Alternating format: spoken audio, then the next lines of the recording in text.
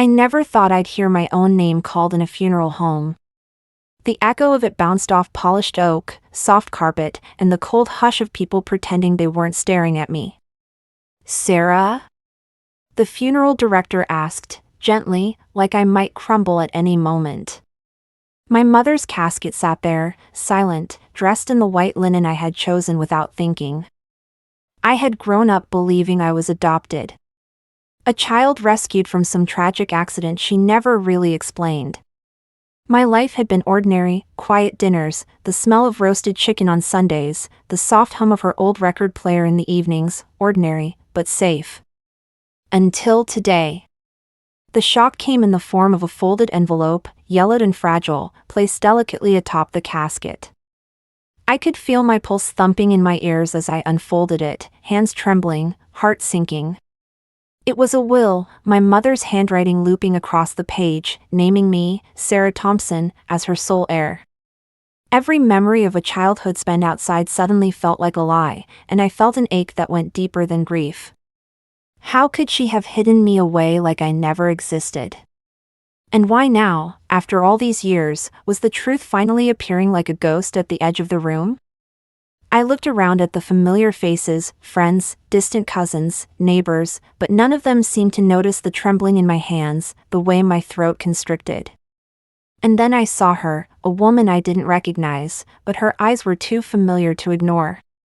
She stepped forward slowly, clutching a small leather purse to her chest, eyes darting nervously between the casket and me. "Sarah," she said, voice quivering, soft, almost pleading. There was a rhythm to her words, a hesitation that made my stomach twist. My mother's funeral was supposed to be a moment of quiet mourning. Yet here was this stranger, my stranger, calling me by name as if she had a claim on my grief. I shook my head slightly, uncertain. I don't know you." But her face, the sharp lines softened by tears, felt like a photograph I couldn't place. My mind spun back to childhood, to every story my mother had told me about being someone else's child, about how I'd been lucky to land in her care. And yet now, standing before me, was someone who seemed to know my story intimately. I could hear the faint hum of the air conditioner, smell the waxy flowers surrounding the casket, taste the metallic tang of grief on my tongue. Everything felt heightened, like the world had paused to let this moment stretch unbearably long. "Mom left something for you," the woman said finally, her hand trembling as she extended a folder toward me. My heart caught. That voice, that hesitation, there was history here, some shared memory I didn't yet understand. I wanted to refuse, to retreat into the comforting walls of the ordinary life I thought I had. But curiosity, and something deeper, some hidden tether, pulled me forward. Slowly, I reached for the folder, my hands shaking, and felt the weight of secrets about to fall onto me. The folder was heavy in my hands, like it carried not just paper, but decades of unspoken truths. I flipped it open, and there it was, my mother's handwriting, looping across the page, naming me, not just as a beneficiary, but as her daughter, the daughter she had pretended didn't exist. My breath caught, and for a moment, the hum of the funeral home faded. I could feel the air thick against my skin. The faint scent of lilies wrapping around me like a question I wasn't ready to answer. She always said you were adopted," I whispered, more to myself than to her.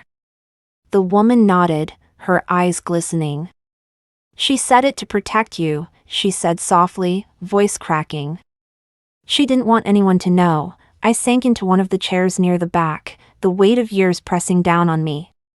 Memories I had tucked away, a small cradle she bought me, the way she smoothed my hair before bed, the quiet lullabies sung in the dark, suddenly felt like fragments of a hidden map. A life carefully built, yet intentionally incomplete. "Why didn't she tell me?" I asked, voice trembling. The folder shook in my hands as I turned the pages, each line a revelation. The will, the letters, the careful instructions, it was all there. She had been deliberate, intentional, protective. And I realized, painfully, that my entire life had been shaped by a lie meant to shield me, a lie that now cut deeper than any truth could heal. The woman shifted closer, hesitant. "There's someone else," she said, her voice barely audible. "Your sister, she's asking for her share." My stomach dropped, a cold knot forming as the room seemed to tilt. "Sister?" The word felt foreign, jagged in my mouth. My mind raced, flipping through a lifetime of memories, none of which included her. "I don't have a sister," I said quietly, more as a plea to myself than a statement of fact. "She was gone before you were born," the woman explained, her hands clasped tightly in front of her. "Mom, she said it was for the best. You were her only hope, the one she could keep safe." I could hear the faint clink of a spoon dropped in the kitchen behind me in my memory, the scent of freshly baked bread, the warm hum of her old radio.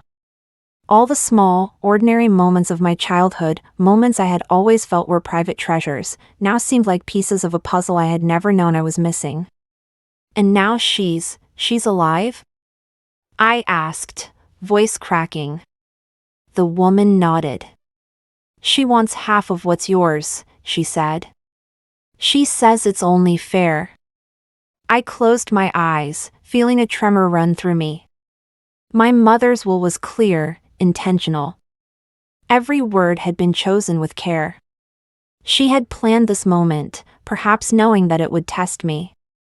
Knowing that someone else would claim a piece of the life she had protected me for.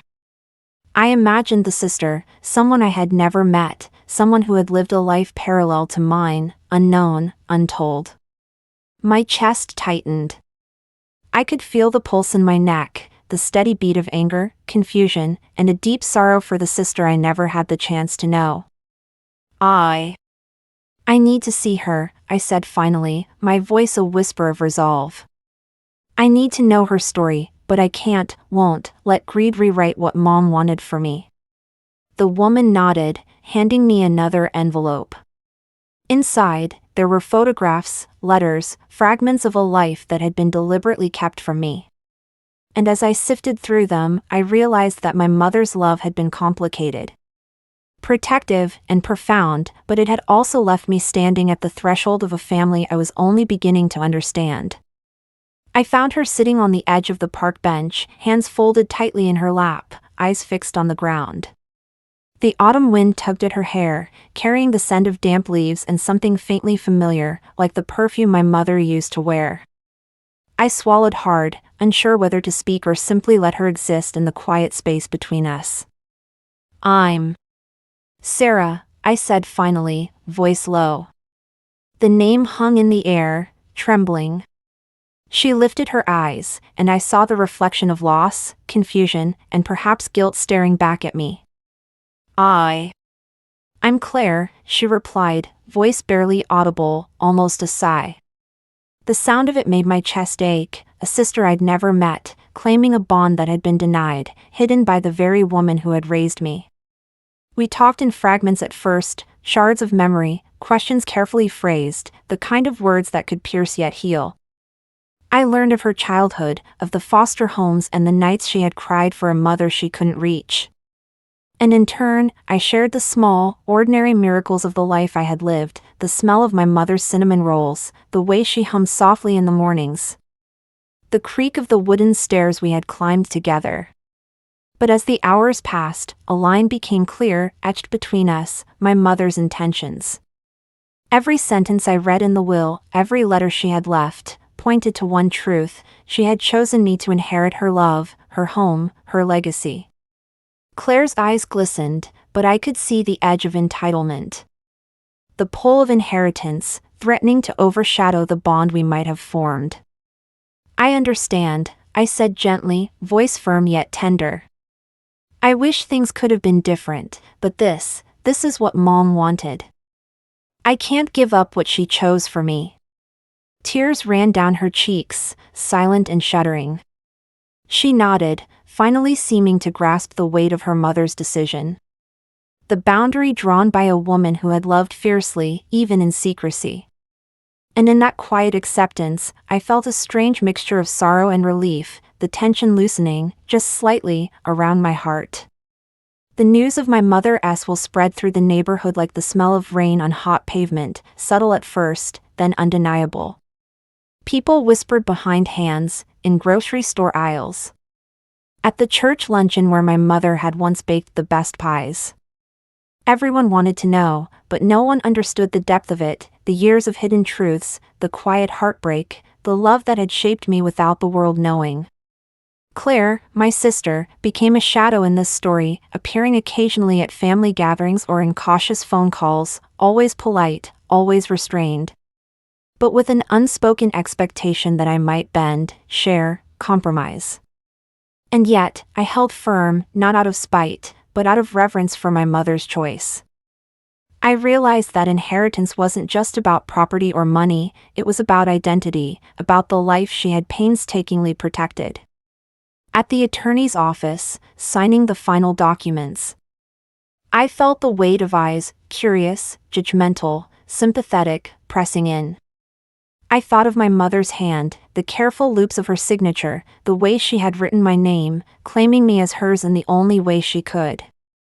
It felt sacred, almost holy, and I understood that honoring her wishes was not only a legal matter, but a moral one. Claire watched, silent, her fingers twisting the strap of her purse. When the papers were signed, she finally looked at me. I see now, she whispered. Mom loved you, in the way she could. I nodded, voice steady. And she wanted me to live this life. That doesn't mean you aren't part of it, but it does mean I have to follow her path. In the weeks that followed, people gossiped less and the air cleared. Leaving only what mattered, the memory of a mother who had loved fiercely, the quiet acknowledgement of a sister who had suffered differently, and the dignity of choosing integrity over greed. I realized that inheritance was never just a matter of money, it was a measure of respect, of understanding, of the courage to honor those who came before us, even when it hurt. Days passed, and the tension between Claire and me slowly transformed into something quieter, more bearable. We weren't sisters in the way I had imagined, there was no shared history of birthdays or bedtime stories, but there was a recognition, a fragile bridge built from the remnants of our mother's love. I began visiting her occasionally, bringing with me small reminders of Mom, a teacup she had cherished, a notebook with recipes scribbled in the familiar loops of her handwriting. In those moments, I realized healing didn't require reconciliation in the way the world expects. It was enough to honor my mother's wishes, to hold on to the life she had designed for me, while acknowledging the sister I had never known. My grief softened, no longer a sharp, constant ache but a gentle pulse, a reminder that love could be complicated yet enduring. I found myself sitting in my mother's kitchen one quiet afternoon, the sunlight spilling across the worn wooden table, the faint aroma of cinnamon lingering as if she had never left. I ran my fingers over the surface, thinking about the choices she had made, the risks she had taken to keep me safe, and the lessons she had imparted without words.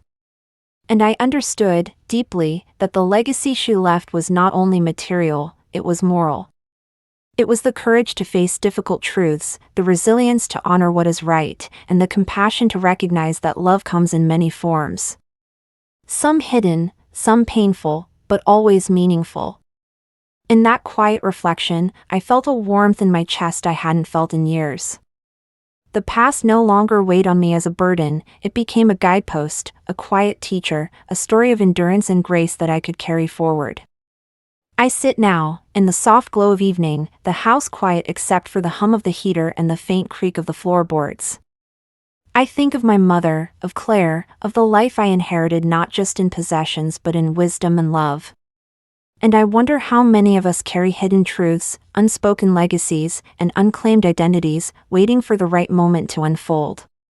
Life doesn't always give us neat endings. Forgiveness isn't always reconciliation, and love doesn't always arrive in the forms we expect. But honoring the choices of those who shaped us, and finding the courage to live with integrity, offers a peace that no argument, no claim, no bitterness ever could. So, my dear friends, I leave you with this question. If you were in my shoes, faced with a sister you never knew and a mother whose secrets shaped your entire life, would you have chosen the same path? Would you have honored her wishes, even when it hurt? Tell me in the comments, my dear, what would your heart have done? And if these stories touch something inside you, if you want to hear more of the quiet, human truths hidden in ordinary lives, subscribe to follow along. There are always more stories to uncover, more lessons to learn, and more hearts to heal. The world may change, but the lessons of love, integrity, and courage endure if we take the time to notice them.